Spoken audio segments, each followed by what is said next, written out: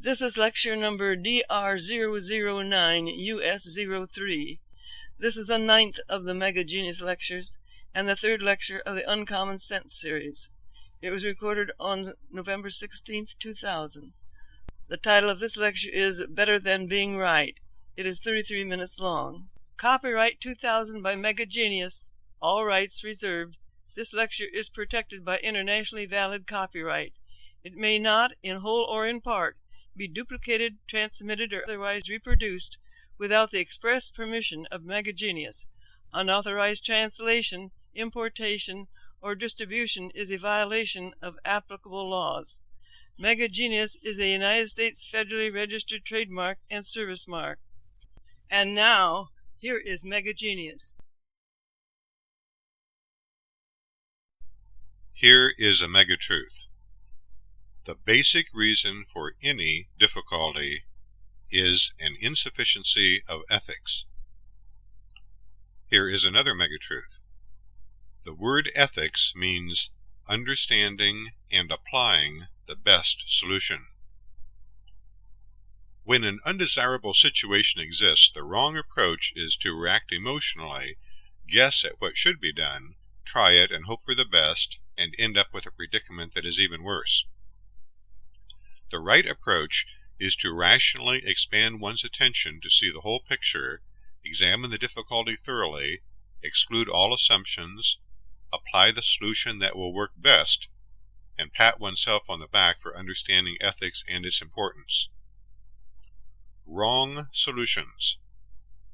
That is the reason marriages end in divorce, crime flourishes, and wars are waged. Here are troublesome children, unreasonable parents, continual injustice, prejudice, and hatred. It is why the kind and sensible person strives to make things work out right, only to discover his dreams disintegrating into dust at his feet. Here is another mega truth. Mankind will never freely love his fellow man and know everlasting peace on earth until he thoroughly understands the subject of ethics. Man knows ethics is important. He even considers the ability to distinguish right from wrong so crucial that he questions the sanity of anyone who cannot. Accordingly, he aggressively begins to teach his children right from wrong at their earliest moments of comprehension. But does he really know the difference himself? And how can he be certain? For more than 10,000 years, religious philosophies have sought to convince man that the attainment of wisdom depends on proper conduct, only to find themselves severely sectarianized by endless debate over its anatomy. Given such diverse opinion, there must be something about the subject that has seldom been seen. Apparently, what is really right and wrong is a hard nut to crack. The outermost shell on this subject is fear. Fear that if the truth were revealed, one would see his most established beliefs butchered before his eyes. Well, it is true that things are not always as they appear, and what everybody knows is true sometimes is not. In fact, in the matter of wisdom, one often finds he must unlearn something he already knew to learn something that he never knew. Nevertheless, the wrong approach is always that of being afraid to look, see, and know. That is certainly the road to ignorance. So let's muster our courage and use the genius formula, the stairway to wisdom. Do you know what is really right and wrong, or does your view change for the sake of convenience? For example, have you ever puzzled over the inability of a child to learn right from wrong? Yet is it any wonder he has difficulty correlating the wrongness of dishonesty with the rightness of his parents' white lies, or the wrongness of being unkind to others with the rightness of adults' cruelty among themselves, or the wrongness of murdering another human being with the rightness of killing other people's children in wars? Why would an adult file a dishonest income tax return, or knowingly promote the sale of an inferior product or service, or conveniently fail to return money found in a lost wallet? Does the ethical code that he teaches his children somehow not apply to himself? Was it really right in the United States of America for women to be denied the right to vote?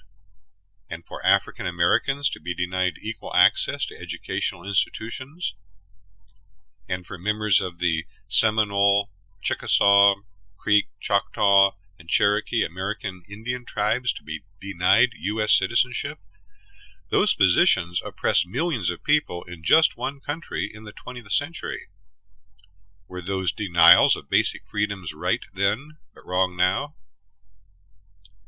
Only a few years ago, those restrictions were awesomely right to those who considered them to be conveniently right, and today they are awesomely wrong to those who consider them to be conveniently wrong. The rightness or wrongness seems conveniently subjective, as though it depends for the most part on whether one is an American woman, an African American, or an American Indian, or not. Since we are standing face to face with prejudice, let's examine it for a moment. Mankind comprises two groups: the foolish one that recognizes its considerable prejudice, and the even more foolish one that does not. Being prejudiced is defined as, quote, the condition of having either an opinion or leaning that is adverse to anything prior to sufficient knowledge, unquote. Of course, one cannot be sure what constitutes sufficient knowledge until he has total knowledge of the thing being judged, at which time he is able to see the entire picture. Therefore, in the absence of total knowledge about something, any opinion or leaning that is adverse to the subject being judged is prejudicial. In other words, one may well be prejudiced about any person, place, or thing to which he is opposed. If this seems to be a strange view of prejudice, it's only because you haven't been looking closely enough to see what it really is.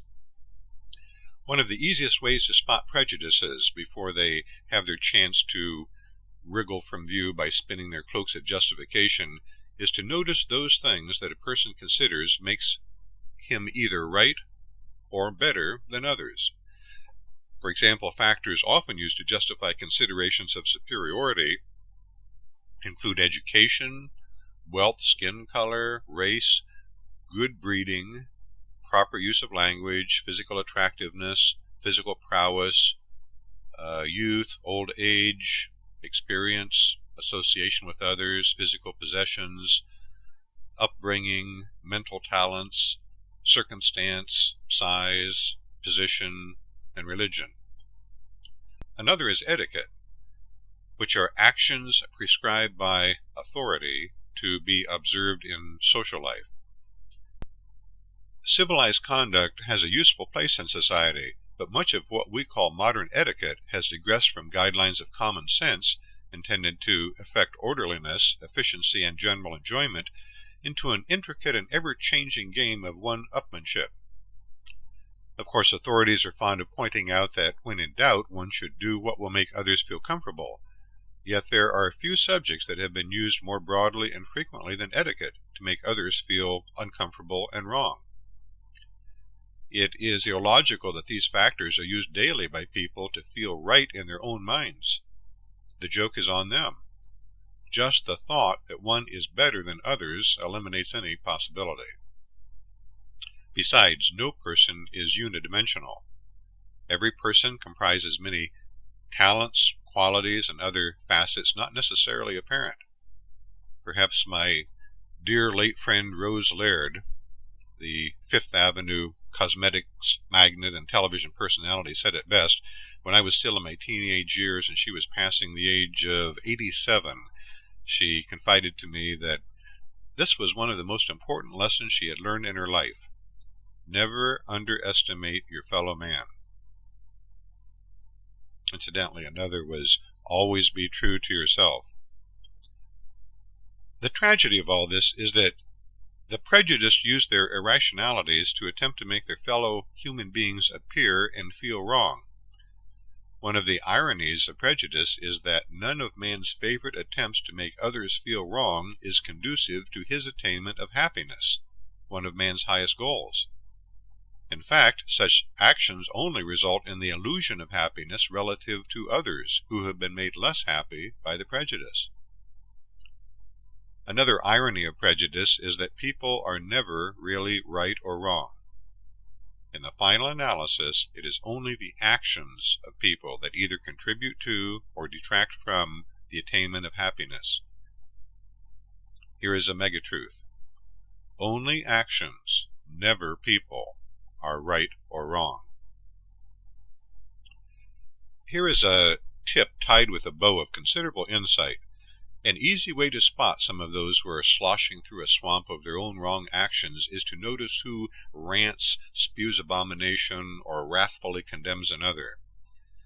There is nothing innately wrong with benignly criticizing somebody's actions and recommending a specific course of improvement, but analysis using the genius formula reveals that those who angrily lecture the loudest that they are right or that someone else is wrong are guilty of the most faulty reasoning. Here is a mega-truth. Understanding embraces love, not hatred. Incidentally, hatred is always traceable to an inability to understand. Prejudice is not rational, right, or ethical. Rather, it is the lowest level attempt to appear right that can exist, the act of trying to make others appear wrong. Furthermore, prejudice doesn't work. Since when is trying to make other people wrong right? The genius formula has many facets, one of which I must confess is the danger that the user will go blind. It works this way. First, imagine being blind for the next 10 years. Second, imagine the people you would meet who might help you cross the streets, understand directions, shop for food, furniture, and clothing, and read to you or translate written material into some form that you could understand. Think of all the tasks that might require other people's help. Imagine the people who would help you learn to help yourself. In most cases, you would not be aware of their finances, exact skin color, ethnic heritage, physical appearance, age, possessions, religion, etc. They would merely be people who cared about you and your survival and chose to help you. The use of the genius formula results in a similar effect. Its use induces you to view other people from a multitude of viewpoints and see them and their characteristics very closely and no longer believe things about them that are not true. And you then begin to see them as they really are, and then a remarkable manifestation occurs. You realize you have gone blind. Blind to your prejudices, which never were out there, but only in here. There really never was any prejudice out there in the world. All the prejudice that ever existed has only been in the minds of those who were unable to see clearly. Consequently, the understanding and application of the genius formula will invariably result in total blindness to the user, and that is a dangerous phenomenon indeed, to prejudice. What is considered to be right or wrong can change, because it is only a consideration. For example, not so long ago in the United States it was wrong for a woman to permit her ankle to be glimpsed in public. Truly shocking. But today it is all right. Something changed. It was considered to be one thing, and then it was considered to be the opposite. And if we could talk with someone old enough to remember the change, he would tell us that the only thing that changed was his viewpoint. He looked at it one way at one moment, and then he looked at it another way the next moment. Suddenly it went from being very wrong to being all right. And it truthfully does not have to be either, if one is not afraid to look at it that way. It simply is what it is. Objects are neither right nor wrong. For example, plants, rocks, and nails are just themselves. But if a plant appears in one's driveway, a rock in his bed, or a nail in his jambalaya, he may add to the object the consideration of wrongness. Similarly, without added considerations, what are the acts of touching a dead tarantula, listening to knuckles crack, and eating scrambled brains for breakfast, but touching, listening, and eating? We can add considerations to anything, as we choose, but the wise person knows they are free-floating and changeable at the drop of a dumpling. Conversely, the less intelligent person soon forgets that they are only considerations. He will even wall himself in further by considering his considerations to be absolute facts, especially if he considers the people, objects, or actions involved are bad or wrong, engraved by secret forces on immense slabs of black marble spanning the sky from horizon to horizon, and riveted to earth by thousands of black guy wires that he checks 50 times a day to ensure their security. This fellow knows that good is good, and bad is bad, and right is right, and wrong is wrong, especially the parts about bad and wrong, because his gigantic marble slabs keep telling him so. He has life all figured out, except that many things keep going wrong, which he thinks is unfair, but he knows it has nothing to do with the gigantic marble slabs that he keeps running into. He is sure of that. You see, the wise man knows a freedom that his friend with the black marble slabs has scarcely sensed and never understood. The wise man has choice. Meanwhile, his less intelligent friend is so trapped by his own considerations that he has no choices left. He used up all of them a long time ago, cannot adapt to change, is walled in solid, and has not figured out that the prison warden is himself. If death of the body did not save him from the cumulative change of his environment, he would soon be a dinosaur fighting for his life in the space age. He would never make it. When either life gets rough enough from all the slabs he has constructed around himself, or he gets bright enough from using the genius formula, he may do something about it. One day he just might jump the electric fence, ignore the electronic security system's flashing lights, clanging bells, and screaming sirens, duck under the maze of guy wires, march right up to one of those towering monoliths, and test it with a cautious kick. He knows that a hefty kick might hurt. If so, he will laughingly discover that it is only like a huge sheet of artificially marbled cellophane. It's just a consideration. His boot will go right through it. Nothing to it. For example, imagine that you have condemned a fellow to a windowless prison cell on a barren island in the middle of the North Atlantic Ocean, about halfway between Bermuda and the Azores, and 1,000 miles from any other land. He is in a trap. He may give you some minor trouble now and then, but he sure won't try to swim ashore. Foolish chap. He is really in the center of Kansas, impressed by a recording of distant surf pounding against cliffs in a storm, howling winds, and creaking timbers. Of course, you help dramatize the effect by hanging what appears to be hunks of bloody shark flesh to dry in front of his cell each afternoon. But the point is that by fixating his attention, by neglecting to examine, and by assuming, he blindly believed what he had been told and fooled himself. He built his own inescapable trap in the time it took him to form a few thoughts by his own considerations that he then considered to be facts. Most people do not think they are imprisoned on an island in the North Atlantic every day, but throughout the world they surely trap themselves just as solidly with each tick of the clock with their own considerations. In fact, unless they apply the genius formula, most people are too trapped by the inflexibility of their own considerations to observe accurately and think freely about much of anything. How significant is the effect? Here is a megatruth. All the freedom and slavery that you will ever know can be found in the midst of your considerations. Careless considerations can not only affect every aspect of your existence, but utterly ruin your life.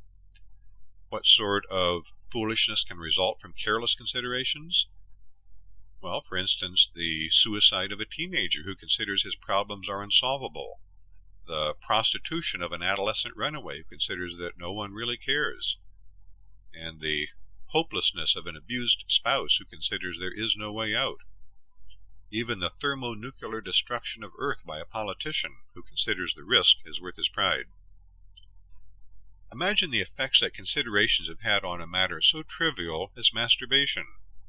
Think of the years of torment and anguish suffered by millions of adolescents who have been unable to reconcile their sexual urges with the alleged consequences of offending God and burning eternally in hell.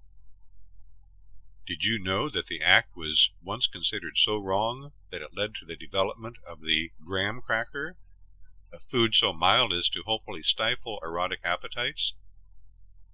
Or that John Kellogg's breakfast cereals were designed to similarly curtail the atrocious deed? Or that females who engaged in the act were subjected to clitoridectomies to prevent enjoyment for decades into the 20th century? Would you be surprised to learn that the American Psychiatric Association's own Diagnostic and Statistical Manual classified masturbation as a mental disorder until 1968? Well, we are certainly pleased to discover that one rampant and crippling abnormal mental condition that plagued mankind for ages was finally and honestly cured. I wonder who changed his consideration. Look at the generation gap. Both sides reach their limits of exasperation, wearing their minds to the quick and feeling old too soon. Parents wonder if there might be a recessive gene of idiocy in the family line. And children suspect a virus of irrationality with a 30-year incubation period. Nevertheless, it depends for its continuance upon only a collision of ethical codes based upon considerations. Some things that the parents are sure are right, the child thinks are wrong. And some things that the child thinks are right, the parents are sure are wrong. The reason the parents are more sure than the child is because they consider that experience, by which they usually mean time, makes their considerations right. Well, if that were so, people should become wiser and therefore happier the older they get. But that does not necessarily happen. No generation has a monopoly on either wisdom or ignorance. Children need the guidance of parents, without which many children would not have the good sense to survive another year.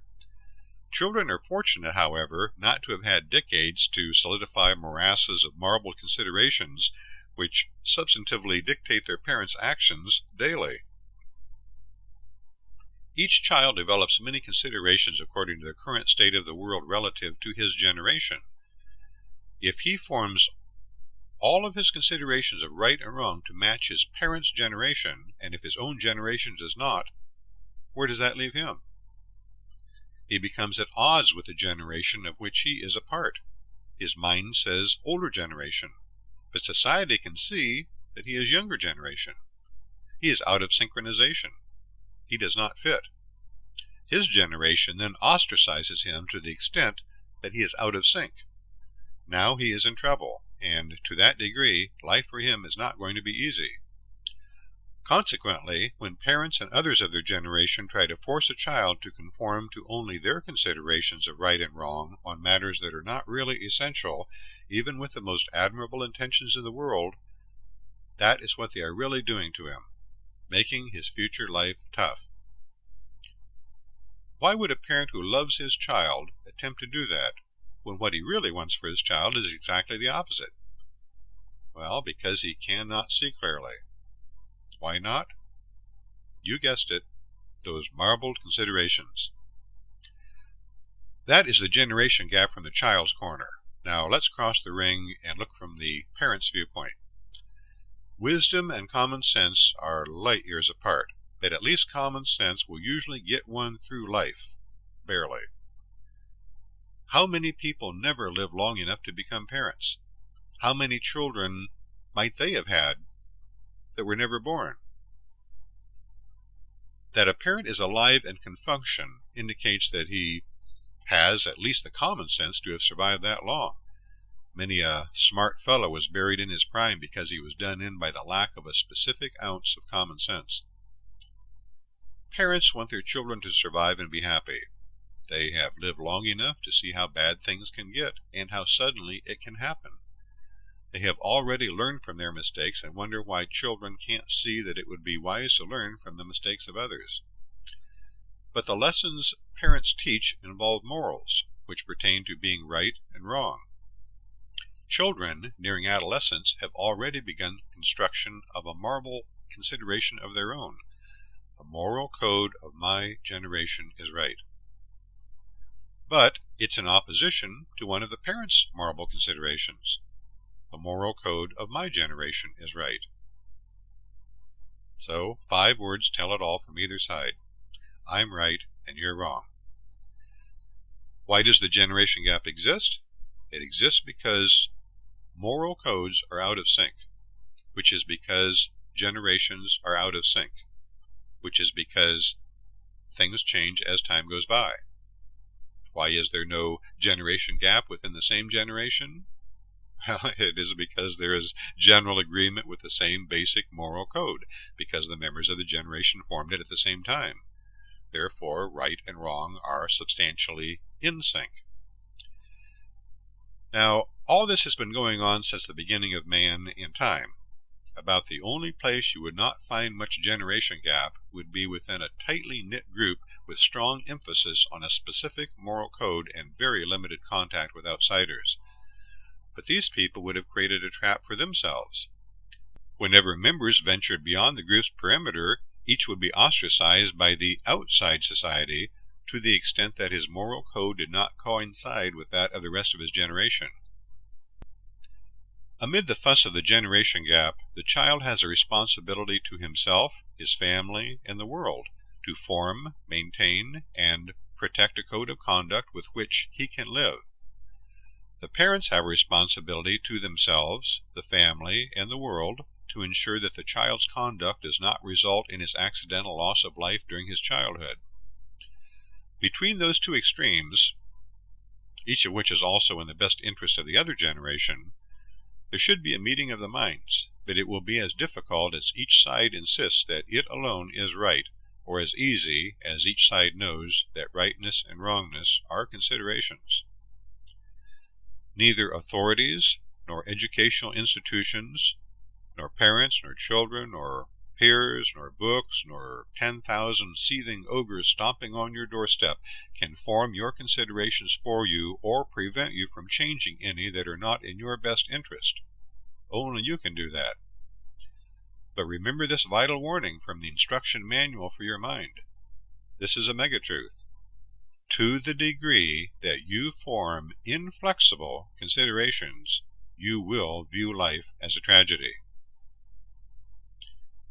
Conversely, if you are knocking against major difficulties, you would be wise to identify and examine your inflexible considerations. Now, considerations may or may not correlate to some logic. They do not have to make any sense. They are just considerations, a dime a dozen and overpriced. They alone make things ugly or beautiful, dull or interesting, bad or good, wrong or right, heavy, strange, small, desirable, close, worthwhile, inexpensive. It's your ballgame. They will appear, change, enlarge, shrink, vanish, or even seem solid and unyielding, if that's what you choose, and you can assign them to any person, place, or thing. Considerations can change your attitudes, habits, and actions. Life can be a thrilling adventure each morning or a hopeless existence each night. They can determine your destiny, control you today, or stop you dead. Every day they change the course of human events. Just remember, however, that neither yours nor anyone else's were ever really made of marble or granite or cold rolled steel. Before it was even mental cellophane, each was just another fleeting thought. Now let's condense what we know. Only the actions of people, never the people themselves, are right or wrong.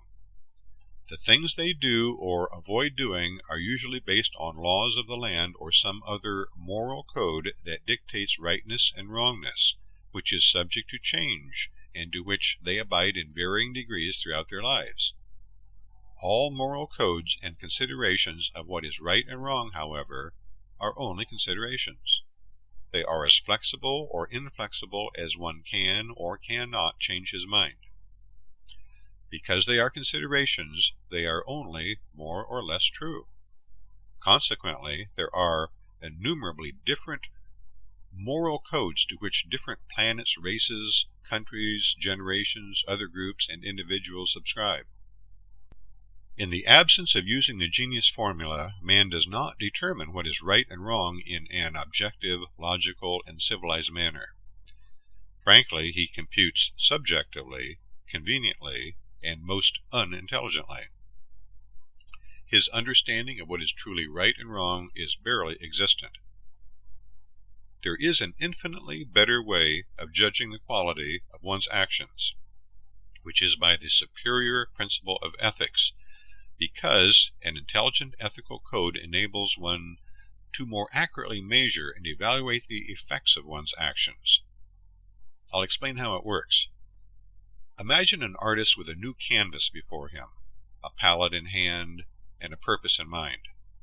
As his strokes are neither right or wrong, unless he considers them so, how does he know if he is achieving his goal and thereby appraise his progress? It's easy. He judges each stroke's contribution to or detraction from the desired overall effect, while training himself to execute only those strokes that are necessary to attain his goal. Now, just by being alive, each person is an artist with an incomplete picture of life before him, a palette of potential actions in hand, and a basic purpose to paint his share of the picture that will bring the greatest enjoyment to all who see it. If a stroke will primarily add to this effect, he should execute it. If it will primarily subtract, he should not. Then the key is to remain true to one's purpose. That is the essence of ethics, the discipline that results in the greatest degree of happiness for everyone. When intelligently applied, ethics is the very fabric of existence that results in exhilaration and lives worth living. When improperly applied, people adopt serious attitudes about it because it isn't really ethics. All acts and failures to act are basically ethical or unethical in varying degrees, and it is only those that are unethical that people find particularly upsetting. The secret to understanding and applying the best solution is that, when in doubt, one must ask himself this question: how will my action or inaction affect the happiness of myself, my family, my neighbors and friends, my country and race, my fellow human beings, my environment, and the spirituality of man collectively? Ethics is not a free rein to act on impulse or to do only what seems in one's best interest. Quite the opposite. It is an extensive responsibility, but with certain and proportional rewards. Responsibility is a gradient process of realizing that everyone and everything has something to do with you. You see, moral codes dictate how people must think. They may make some sense, or they may be nonsense. Ethics requires that they think for themselves and bestows the freedom to do so. Now, an understanding of ethics is the difference between doubt and certainty, between hope and success, between a difficult existence and lasting happiness. It comforts, guides, and intelligently answers. It is the proper conduct that religious philosophies failed to find, one of the major answers that you have sought, and an integral part of the road to truth. Yet it is only as valuable as it is used. Use it. Knowing and using the genius formula to determine the best course of action is the solution. Ethics includes then applying that solution, and not sitting around contemplating your navel when you've already determined the intelligent solution. First you determine the solution, and then you apply that solution, and no other solution. Got it? The continuous practice of ethics is even better than considering yourself right.